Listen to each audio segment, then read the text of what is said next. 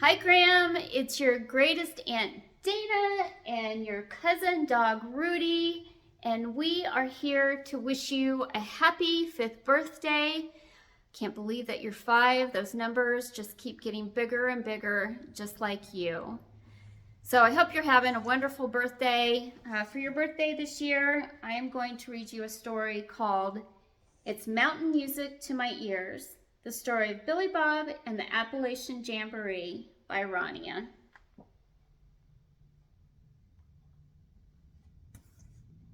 Young Billy Bob was an Appalachian hare who hippity-hopped without a care, although sometimes he stopped to breathe the fresh mountain air. One evening, Billy Bob heard a strumming. Strum, strum, strum.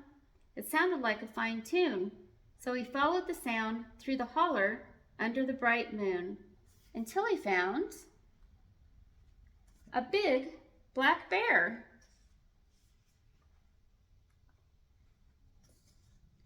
The black bear's name was Jeb, and he wore a fine old hat. Jeb was strumming a tune on a banjo. A banjo? Billy Bob asked. What's that? Well, a banjo is a round instrument, Jeb said, with 5 sturdy strings. You can pluck and strum it while you sing. Jeb said the banjo came to Appalachian a long time ago, and mountain folks got to strumming and putting on musical shows. But just then Billy Bob heard a different kind of strumming, a choppy, woody, fine little tune, so he said to Jeb, I must go now, but I'll be back soon. He hippity-hopped through the woods until he found a silly opossum named Ned. And wouldn't you believe it, Ned was strumming an instrument just like Jeb. But it wasn't a banjo. It was shorter and had many more strings.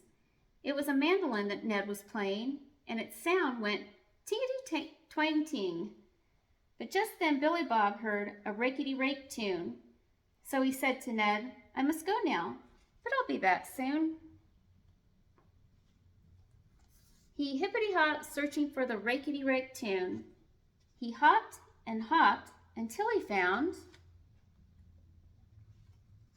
Ray the raccoon. Ray was using his sharp claws to strum, but with no chords. This was because Ray was playing a simple washboard. A washboard has a strong, hardy frame made of wood, with metal parts you can rake to make music sound good. And it also can be used to scrub your clothes nice and clean. Take a good look and see what I mean. Here is a thimble. Why don't you take a turn? Said Ray to Billy Bob, who wanted to learn.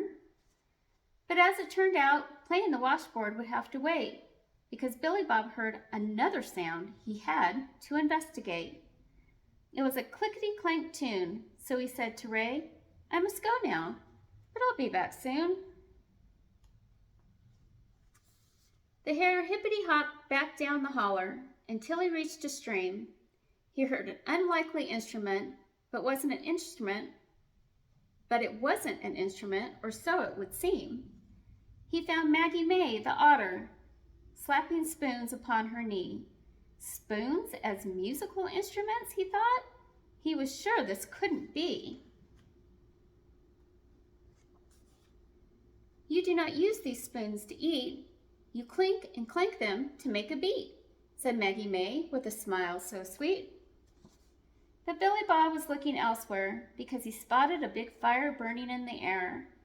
He listened a bit to Maggie May's spoon tune and then said to her, I must go now, but I'll be back soon.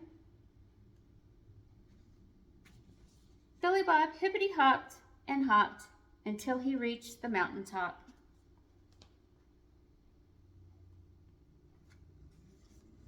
Just then, a squirrel named Bucky ran down. He was out of breath and spinning round and round. He carried a fiddle, which is a folksy violin. Bucky loved to play the fiddle to entertain his kin. He said, Fire on the mountain is what I called this fiery tune. I was playing so fast that I burned my cabin to ruins. But just then Billy Bob heard a noise, this time a sweet old tune. So he said to Bucky, I must go now, but I'll be back soon. As Billy Bob turned around, he saw Darling the deer playing a pretty sound. "Hey, y'all, come over here," she said. "I'm playing a mountain dulcimer. Gather near." A mountain dulcimer is like a banjo, but it's not as round. It looks like a teardrop and makes a bright mountain sound. By now, Billy Bob was awfully tired and knew he had to rest his head. So he hollered to his friends, "Let's make some mountain music and have a hoedown before bed." And there they all are, having a big old hoedown. Looks pretty fun. Okay, Graham, bet you can't guess. When I come back, I am going to do another cool science experiment. We are going to use science to make our own music. So we'll see you soon. Hi, Graham. All right, I'm back. So we are going to use science to make music. And what I have here are 8 soda bottles, all filled with different amounts of water, and then one that's completely empty. And I've used food coloring to create all the colors of the rainbow, just so you can see the water a little bit easier. So the amount of water in the bottle will determine the sound or the pitch that the glass makes when you tap on the side of the bottle. And the theory is the less water you have in the bottle, the higher the pitch, and the more water you have in the bottle, the lower the pitch. So let's test our theory. I'll start here with this bottle with the least amount of water. Sounds pretty high. And if our theory is correct, these bottles down here with more water should have a lower pitch. So I think our theory is correct. A higher pitch and a lower pitch. So why is the pitch different?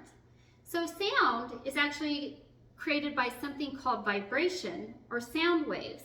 And when you have less water in the bottle and more air, the glass vibrates faster, creating shorter sound waves. You don't actually see the sound waves, this is a depiction, but it creates shorter sound waves that result in a higher pitch.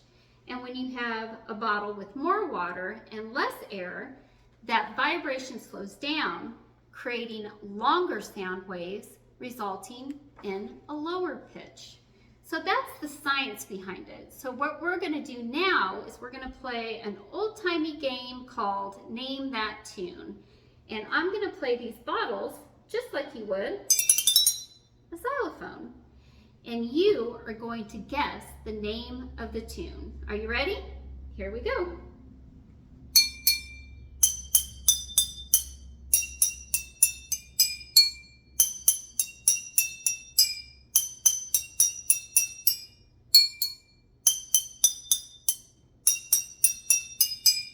Did you guess?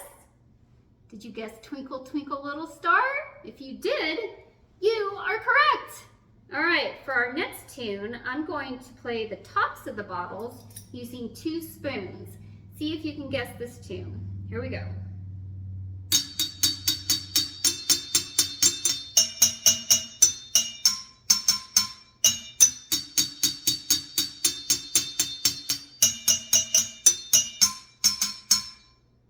Did you guess? Was it Chopsticks? If you guessed that, you are correct. All right, and now for the grand finale, the most special song of all. See if you can guess what I'm playing. Here we go.